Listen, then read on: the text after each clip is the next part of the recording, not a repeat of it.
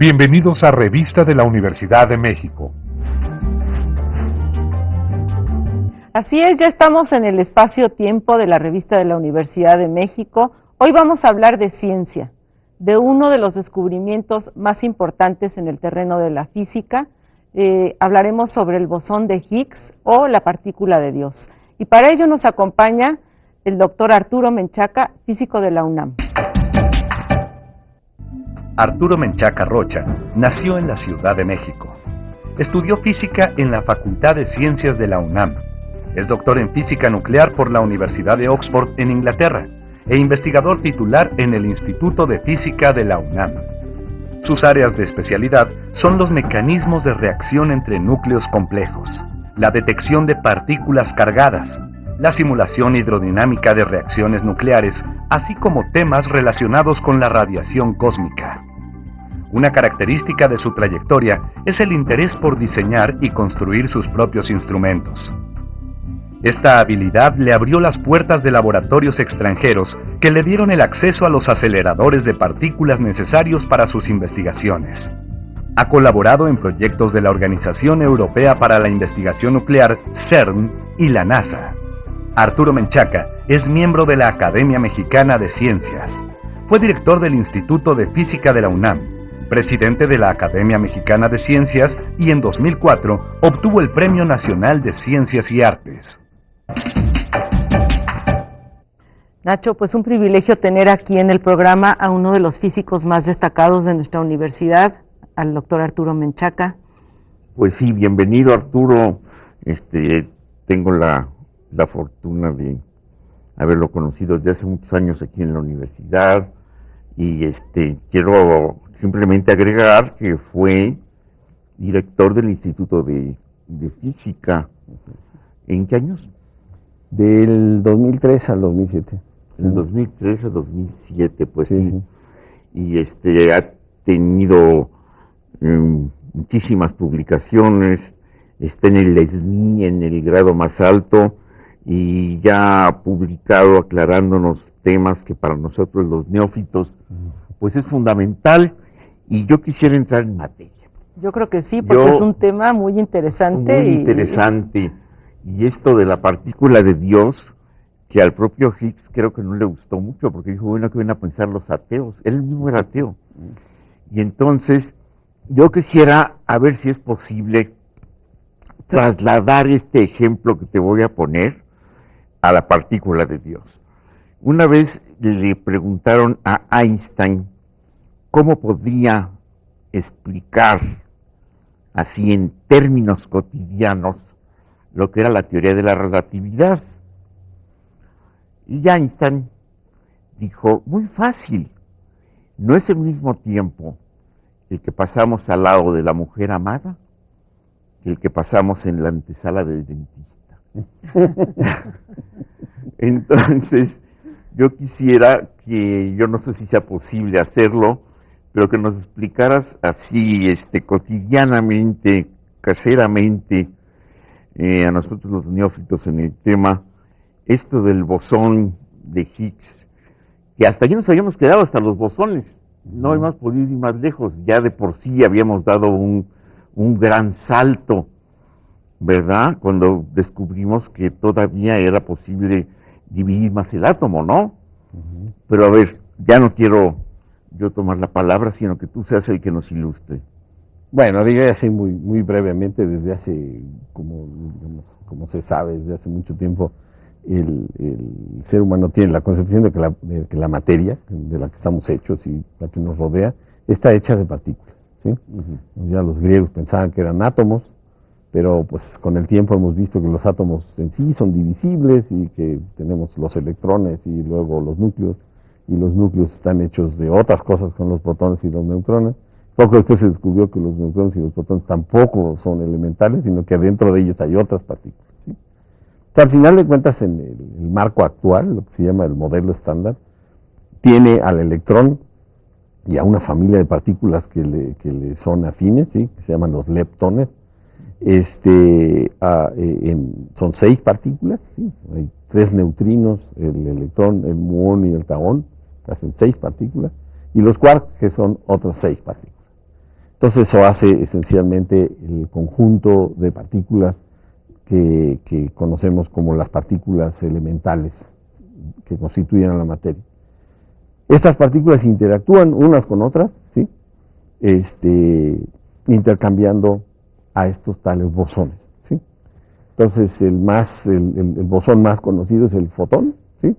El fotón es el cuanto de la luz, ¿sí? Y es el que permite que la gente nos esté viendo, ¿no? Esto realmente es la luz que nos ilumina, ¿no? Y por cierto, el electrón también juega un juego importante, porque sin electrones no tendrían electricidad en su casa y tampoco nos estarían bien. Entonces estas dos partículas son muy importantes, ¿no? Pero una de ellas es partícula formalmente, el electrón, y el otro es un bosón, el fotón, ¿sí? Ahora, de esos también hay el gluón, que es el que intercambian los quarks, ¿sí? Y existen otras dos fuerzas, hay 4 en total, ¿no?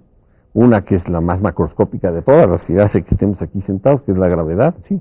Para esa partícula también, para esa fuerza también se ha inventado una partícula que se intercambia. Esa nunca nadie la ha podido medir, pero se supone que existe el gravitón, que es la partícula que permite la transmisión de esa fuerza. Y existe una fuerza que solo existe a nivel nuclear, ¿sí?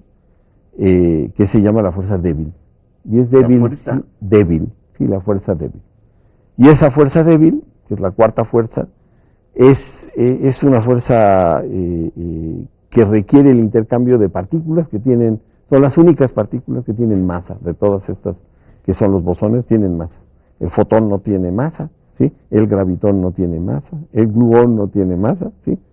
Pero la partícula de la fuerza débil, ¿sí? Se intercambia a través de estas partículas que tienen masa. Y esto, al quien estaba construyendo en los años 50 la teoría que explicaba todas estas fuerzas, las trató de meter en el mismo marco teórico, y resultó que la cosa que no les calzaba era precisamente que esta fuerza particular, que es la fuerza débil, fuera transmitida por partículas con masa, mientras que todas las otras no tenían masa. Entonces, la aparición de la masa, digamos, o la explicación para la masa de esas partículas, ¿sí? Provino a partir de el rompimiento espontáneo de la simetría, ¿no? Que es un fenómeno que no tiene mucho caso explicar aquí, pero este rompimiento fue explicado por el señor Higgs, ¿no? Hace mucho tiempo, como el producto o como la manifestación de un campo, que es el campo de Higgs, ¿sí? Que permea todo el universo y en el cual se mueven todas las partículas, ¿sí? O sea, por permea todo el universo, está en todas partes, y tiene la peculiaridad de que no es perceptible directamente, pero las partículas se mueven en este campo, y al moverse, las diferentes maneras de interaccionar de las partículas con este campo, hace que que todas ellas se muevan diferente que si no existiera ese campo. Se mueven a velocidades menores, digamos, que si no existiera ese campo. Dependiendo de la masa de las partículas. Dependiendo exactamente de la masa de las partículas. Entonces, la gente hace el símil como si fuese una alberca llena como de una melcocha, ¿no? Y resulta que si uno observa, uno le saca la melcocha y pone a la gente a caminar sobre eso, se mueve a determinada velocidad, pero si uno pone este líquido viscoso, la gente se va a mover más lento, ¿sí? El moverse más lento es como una inercia, ¿sí? No tiene mayor inercia. Y la inercia de las partículas, en última instancia, es la masa de las partículas, ¿sí? Entonces, es una explicación muy elegante para una pregunta fundamental, que es ¿por qué las partículas tienen masa? ¿Sí? ¿Y por qué tienen la masa que tienen? Hay muchas otras preguntas que han quedado pendientes. ¿Por qué tienen la carga y por qué la carga eléctrica que tienen es la que es, ¿no? En fin, hay otras preguntas que aún no se resuelven, pero esta de la masa está integrado, digamos, el origen de la masa está integrado dentro de lo que llaman el modelo estándar. El único problema es que no se había detectado a la partícula, al cuanto de excitación de este campo, que es el campo de Higgs, ¿sí? Ese cuanto de excitación de ese campo es la famosa partícula de Higgs, ¿sí? Entonces, digamos, es una teoría muy elegante, para la cual se requería, pues para confirmarla, observar al tal cuanto de excitación, que es la partícula de Higgs. Es una partícula muy importante para la física, porque de alguna manera, como nos decía Guadalupe, es lo que explica que las partículas tengan masa, ¿sí? Ahora, formalmente, si las partículas no tuvieran masa, el universo sería muy diferente. Bueno, pero es un bosón. Es un bosón, ¿sí? El bosón de Higgs, está el campo y el bosón de Higgs, ¿no? El bosón es uno, bueno, aquí está un poco la cosa, digamos, la propuesta, el modelo original de Higgs, ¿sí? Propone un bosón único, que es esta partícula de Higgs, ¿no? ¿Que coexiste con las demás partículas que se encuentran en el campo de Higgs, o cómo está eso? No, bueno, el campo de Higgs, digamos, ese es el cuanto de excitación del campo de Higgs, ¿no? Y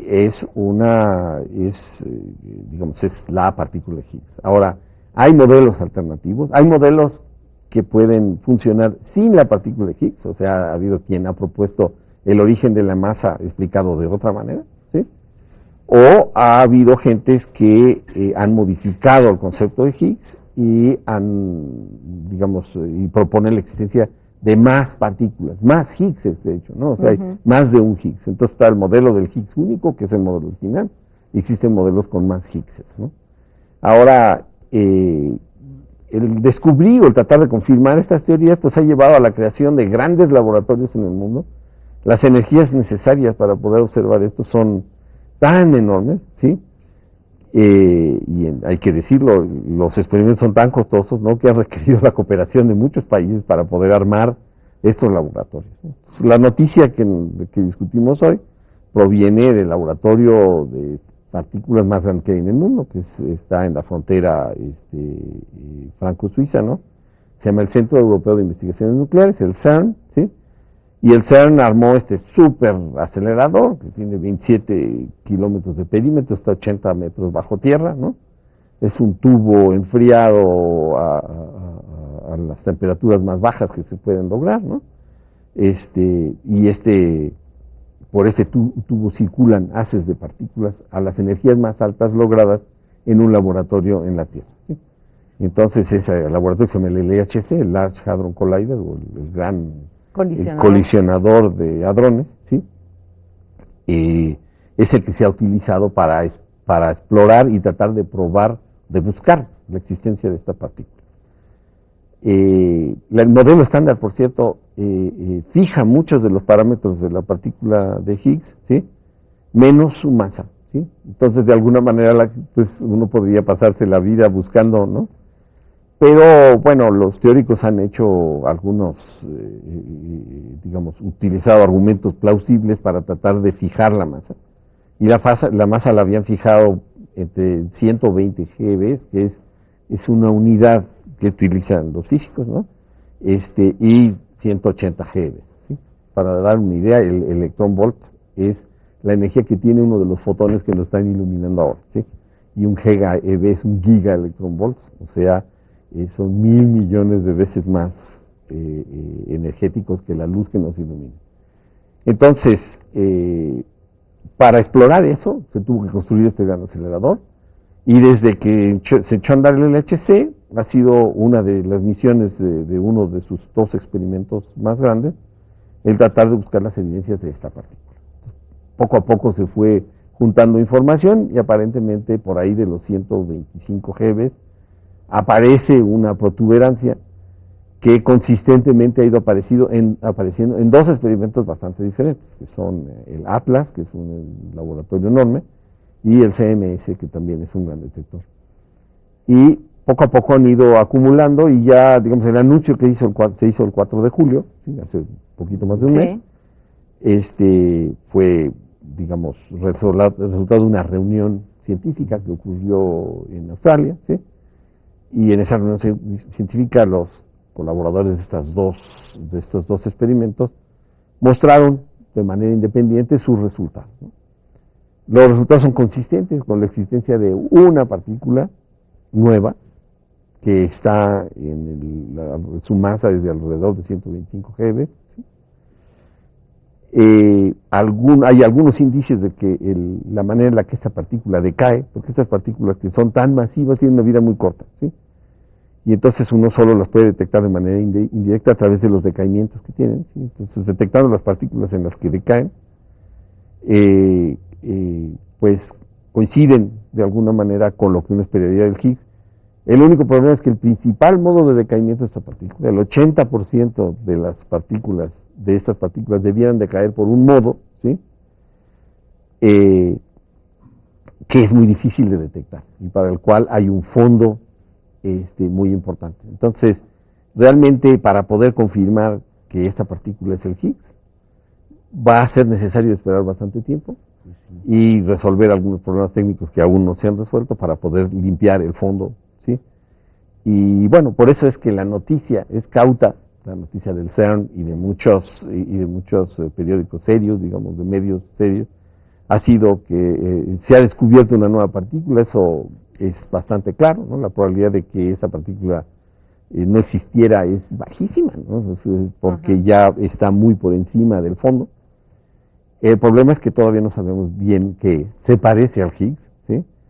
Y por supuesto los físicos todos nos entusiasmaría mucho que fuese el Higgs, ¿no? Pero esa es la situación actual, ¿no? Bueno, vamos a hacer una pausa y enseguida volvemos, Arturo, para continuar hablando sobre esta partícula que se ha llamado la partícula de Dios. Con mucho gusto. En un momento más regresamos a Revista de la Universidad de México. Ya estamos de regreso en la Revista de la Universidad de México. Bueno, estamos de vuelta aquí en Revista de la Universidad de México. Estamos conversando con el doctor Arturo Menchaca, físico de la UNAM, sobre el descubrimiento del bosón de Higgs o partícula de Dios. Y para comprender un poco más este misterioso descubrimiento de la física, nuestro colaborador Pepe Gordon nos ha preparado la siguiente cápsula en su sección Universos Paralelos. En diciembre de 2011, en el colisionador de partículas del Centro Europeo de Investigación Nuclear CERN, en Ginebra, Suiza, se observó lo que parecían ser indicios del bosón de Higgs, una de las piezas fundamentales para entender cómo se estructura la materia. En 1964, el físico británico Peter Higgs propuso un elegante mecanismo matemático para comprender por qué las partículas tienen la masa que tienen. Este es un dato que no es explicado por los modelos existentes. El bosón de Higgs lo lograba, pero a un gran precio. Nadie había visto a esta partícula. Era muy elusiva. Los experimentos no la encontraban.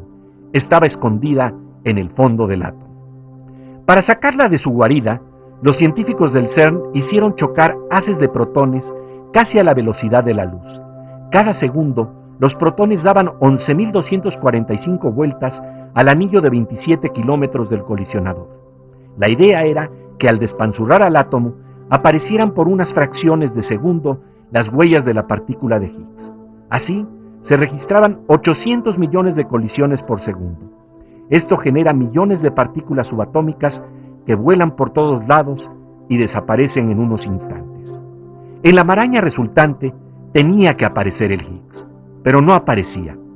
Era más fácil descubrir el rostro de una persona en medio del estadio lleno de Ciudad Universitaria. Sin embargo, los científicos estudiaban pacientemente esta información para detectar la presencia de partículas que antes no estaban ahí. Así, se analizaban 40 millones de fotos por segundo en 100.000 procesadores que ocupan un espacio equivalente a 3 millones de DVDs anuales. Es como si estuvieran buscando granos de oro en una playa, una aguja en un pajar, el bosón de Higgs. El 4 de julio de 2012 se dio a conocer un importante hallazgo. Rolf Dieter Hoyer, director general del CERN, dijo: hemos hallado ahora la piedra angular que le faltaba a la física de partículas. Hemos observado una nueva partícula que concuerda con un bosón de Higgs. Así, se abren nuevas puertas para investigar las características de la partícula encontrada, para sondear el origen de la materia y el universo. Hombre, pues muchas gracias a el gran Pepe Gordon, que qué maravilla también, qué claridad de conceptos. Y bueno, pues seguimos platicando con el doctor Arturo Menchaca de un tema tan apasionante, a pesar de que somos muchos los neófitos en el tema. Yo tendría simplemente, ahora sí que voy a abusar, ya que tengo la palabra, y bueno, ni modo, para eso a veces se da, dos cosas que quizá tienen que ver con lo mismo, a ver si es posible. Una, que si estás de acuerdo con esto de la partícula de Dios, porque parece que el propio Higgs no estaba muy de acuerdo que se le nombrara así. Y luego, una pregunta que nos va a llevar, y a ver si da tiempo de poder aclarar todo, a un tema un poquito paralelo. Fíjate que a mí Arthur Keller, el escritor inglés, me descubrió una frase de Jensen, que es un físico premio Nobel de física del 80 y tantos, en que dice que la física cuántica empieza a concebir más la creación, más que como una gran maquinaria, como un gran pensamiento.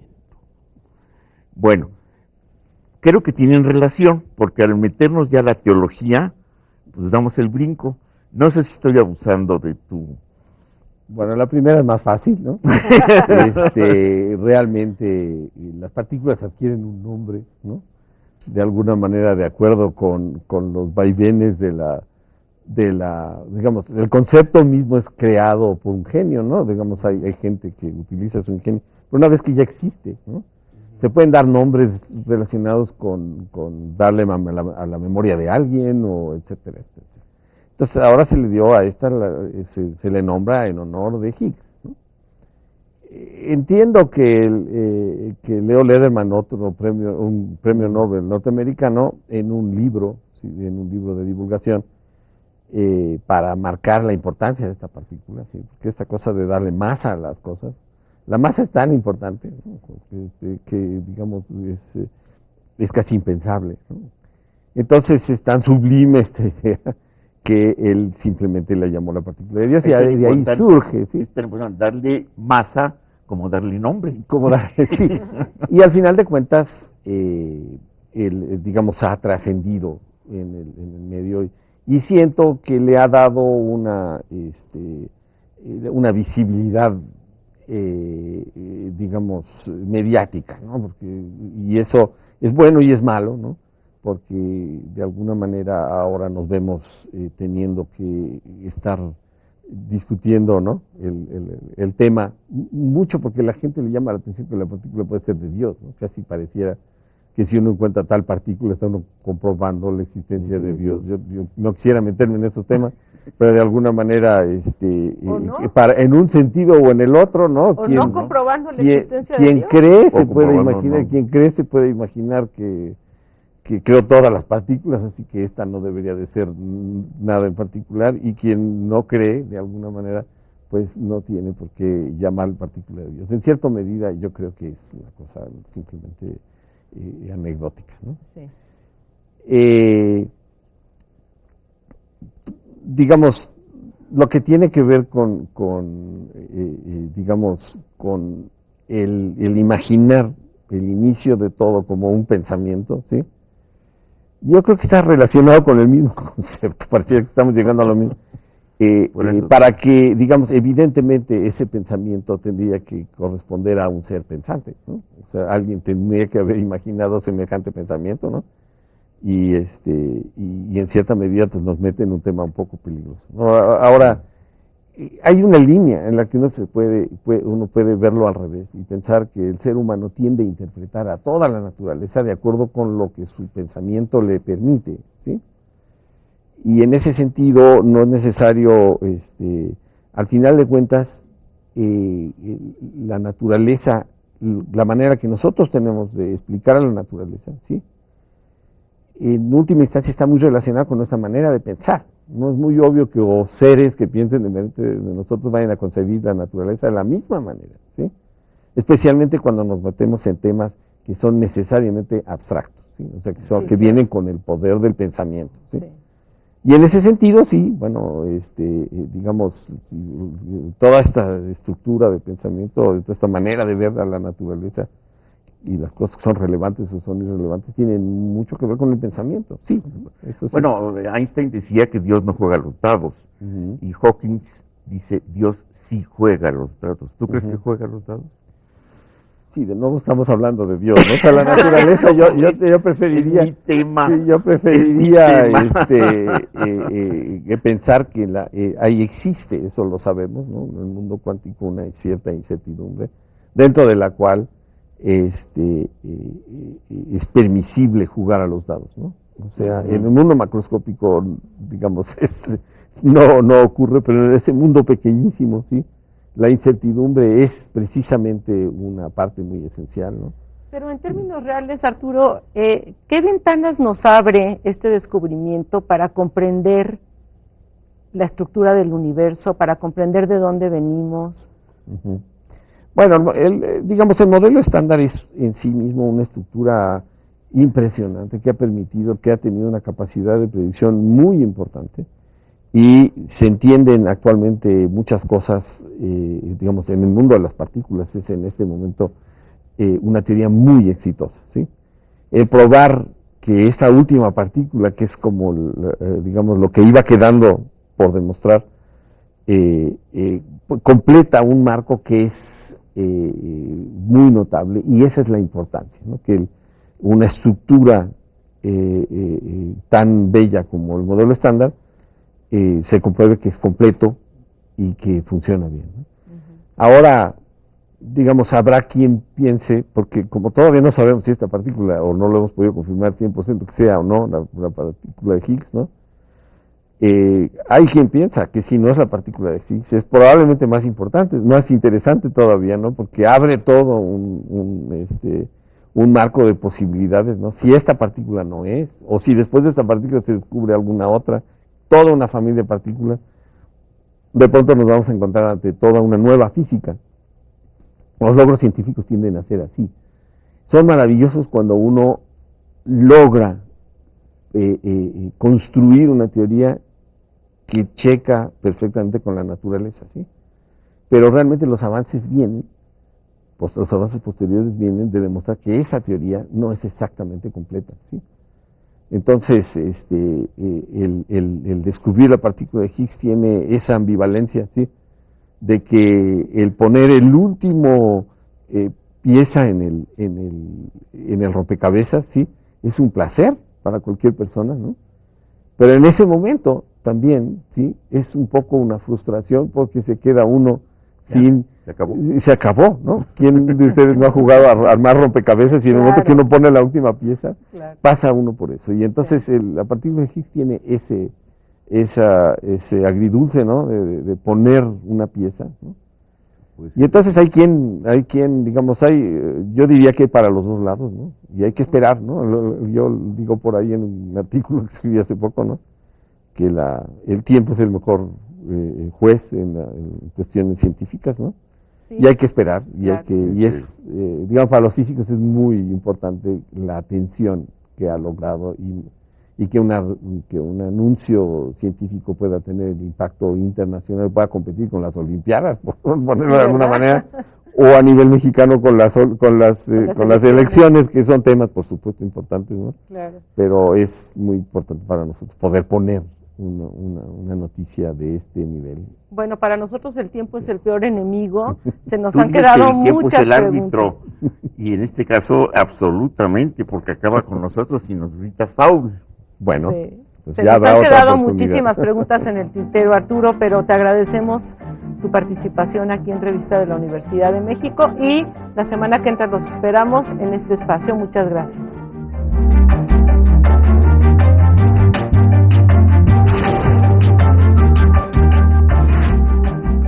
Los esperamos la próxima semana en Revista de la Universidad de México.